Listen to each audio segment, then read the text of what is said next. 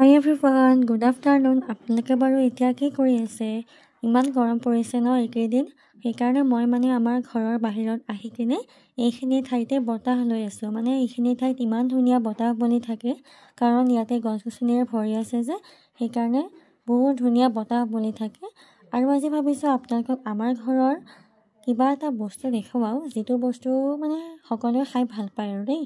নিশ্চয় এই বস্তুটো খাই বেয়া পোৱা মানুহ নায়েই, আৰু আমাৰ ঘৰত যিহেতু আছে, সেইকাৰণে ভাবিলোঁ আজি আপোনালোককো দেখুৱাই দিওঁ।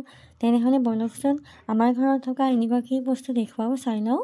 এয়া হৈছে আমাৰ ঘৰৰ ছজিনা গছডাল, আৰু এতিয়া যিহেতু ছজিনা খোৱাৰ বতৰ, ছজিনা লাগিছে, বজাৰত পিছে ওলাইছে ছজিনা, কিন্তু আমি কিনি খোৱা নাই, ঘৰৰ ছজিনা খাম। প্ৰত্যেকবাৰ ঘৰৰ ছজিনাই খাওঁ, আৰু অইনবাৰ বহুত বেছিকৈ লাগে, কিন্তু এইবাৰ যিহেতু গছডালৰ ঠানি কাটা হৈছিলে যোৱা বছৰে, সেইকাৰণে এইবছৰ অকণমান কমকৈ লাগিছে। আৰু আমাৰ ঘৰৰ ছজিনাডাল খাবৰ কাৰণে ইমান যে টেষ্টি লাগে, খুব বেছি ভাল লাগে খাই। আৰু ছজিনা খাই মোৰ দৰে কোনে কোনে ভাল পায় কমেণ্ট কৰি জনাবচোন।